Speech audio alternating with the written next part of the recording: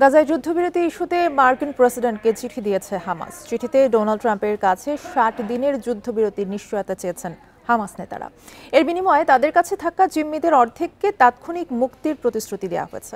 এদিকে গাজা জুড়ে ইসরায়েলি হামলায় একদিনে আরও ৩৭ ফিলিস্তিনি নিহত হয়েছে, এর মধ্যে ৩০ জনই গাজা সিটির বাসিন্দা। বান্ডেল থাকলে প্রতি সেনমানিতে টাকা বাঁচবে। বিকাশ সেনমানি বান্ডেল কিনে জিতুন প্রতি লেনদেনে।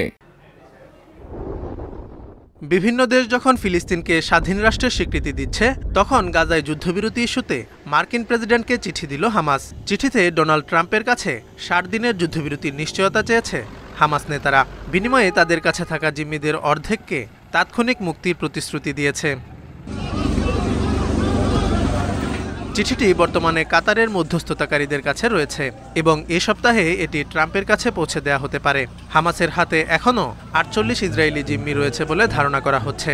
এর মধ্যে ২০ জিম্মি জীবিত রয়েছে বলে বিশ্বাস মার্কিন ও ইসরায়েলি কর্মকর্তাদের।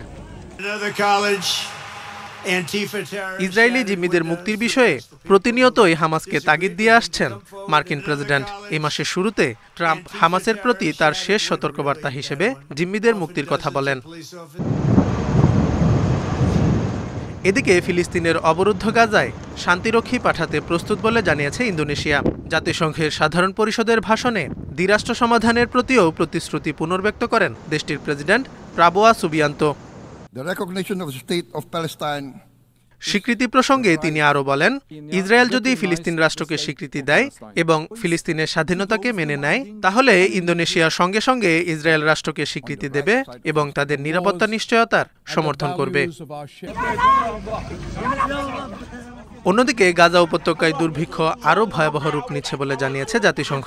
সংস্থাটি বলছে, ইসরায়েলি হামলায় পুষ্টি সহায়তা কার্যক্রম ভেঙে পড়েছে এবং খাদ্যবাহী সহায়তা মিশন আটকে দেওয়া হচ্ছে। ইসরায়েলি সামরিক আগ্রাসন চলতে থাকায় উপত্যকার মানবিক পরিস্থিতি আরও অবনতির দিকে যাচ্ছে বলেও সতর্ক করেছে জাতিসংঘ। Zobayer Hossain, Independent news.